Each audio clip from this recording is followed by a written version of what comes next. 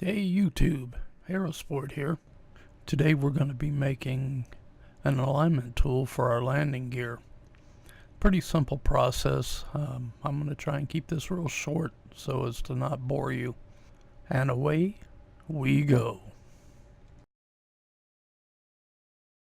This project consists of two pieces of tube, about 4 inches in length, 1 inch in diameter.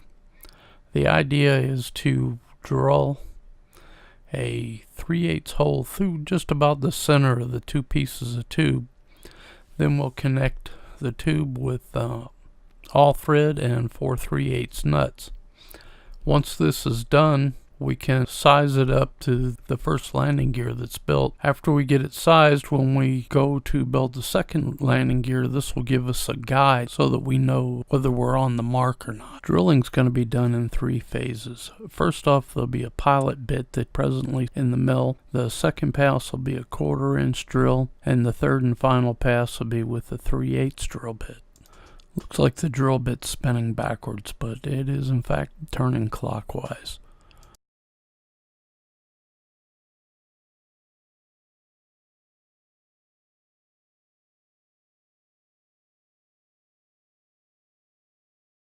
Here I am putting a piece of all thread through one of the tubes.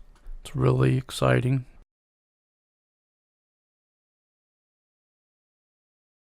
I'm trying to figure out how to put the nut on.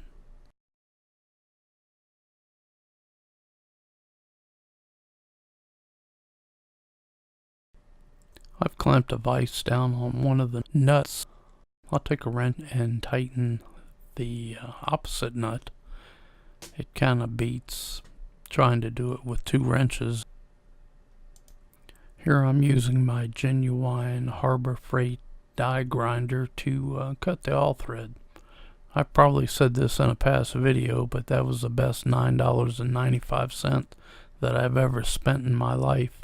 I've had that die grinder for almost 20 years, and it is a wonderful piece of equipment. Well, here's the finished product. The gear is not welded at this point. You'll get to see the completed gear here in a few minutes. As you can see, you can adjust those tubes, and the idea is to adjust them so they match the first gear's legs. Once you have that, then you can continue on to make your second gear, and before you weld everything up, you use this no-go gauge to make sure that everything's aligned properly. Then after you get your second gear built, I've taken the mounting hardware off the aircraft because it was damaged in the crash. You can use the no-go gauge to make alignments on the mounting hardware itself. Kind of cool. You can see the no-go gauge, the new mount for the main gear, and the old mount. Notice how the the old mount's kind of warped there on the left-hand side. I've reinforced the new mount with some 3/8 inch thick plate. Hopefully it won't end up like the old mount. Well, here you have it. It's the left main gear with its skin on it. At this point the skin's not pop riveted to the gear. That won't take place until the gear itself has been primed and painted. Here's the back side of the gear in all of its glory. You can see my ugly old welding. Kind of looks like bubble gum, but I guarantee that I've got good penetration on it. The cool thing about the skin, we got a pretty good close-up there. You can see where it's rolled.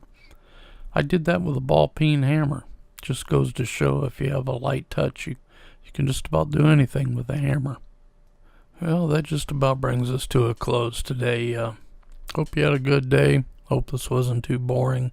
I'll see you next time.